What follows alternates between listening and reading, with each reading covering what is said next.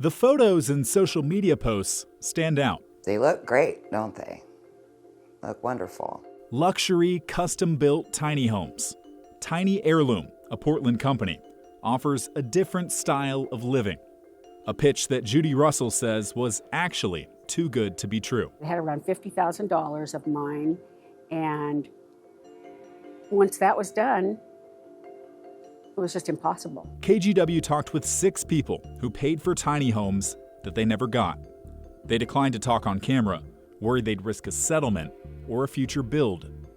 More than a dozen other individuals, companies, and lenders have sued Tiny Heirloom over the past 3 years, seeking refunds of hundreds of thousands of dollars for homes never built or overdue payments on materials and loans. There were several red flags, but I was excited and I just didn't pay much attention. Russell says she signed a contract with Tiny Heirloom to build her a tiny home within 10 months.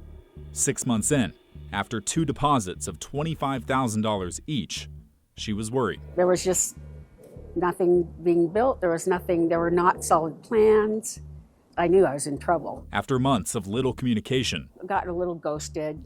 She cut ties, canceling her contract when Tiny Heirloom asked for another payment. I knew by then, by the 3rd deposit, that they weren't going to build my house. Why? There was no intention of making it happen. Russell never sued. She says the last thing she heard from the company was a promise to get a settlement amount back to her. You didn't get any of that money? None of it. None of it. I was upset for so long after that. I was like in grief. Lawsuits filed against the company and its owners show similar cases. One woman said she paid $160,000 and got nothing in return. A judge later ruled that Tiny Heirloom committed financial elder abuse by promising to build a tiny home with no intention of constructing or delivering, leading to a judgment of nearly $500,000. 6 other people have filed complaints against Tiny Heirloom with the Oregon Department of Justice, ranging from 2019 to 2024. One woman, a Marine Corps veteran, said she lost half of her life savings paying for a tiny house she never received. KGW went to Tiny Heirloom, where owner Jeremy Killian said financial problems led to the company failing to deliver homes on time. Yes, we own the issue. Yes, it sucks that the issue happened. It shouldn't have happened. Killian says the company is giving refunds and paying settlements to every customer affected. We have been paying them. No, it's not been on time. I'll legitimately admit that. We will make sure they're paid whole before we do anything as owners. And that's why we're selling equity of the company. It's to make it right. He showed off Tiny Heirloom's current production, a mixture of corporate builds and tiny homes. This is a customer that was upset, extremely.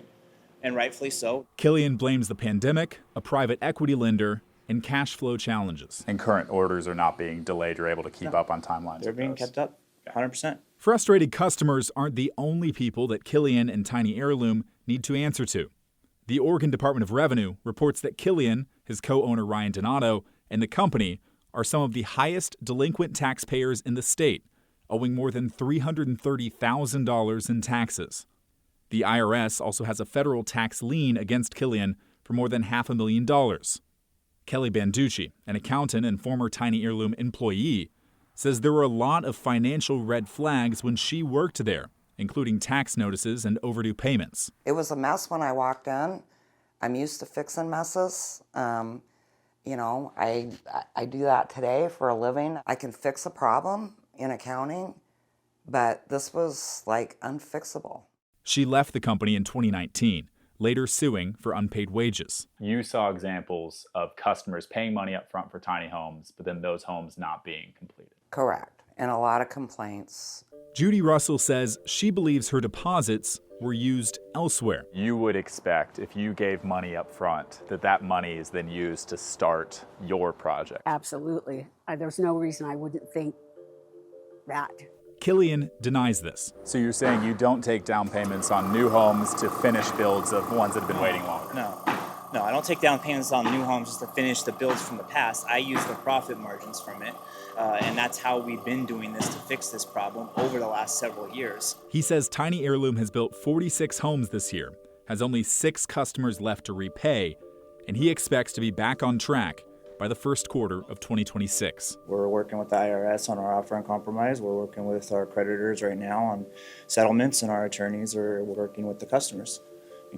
And everybody will get taken care of.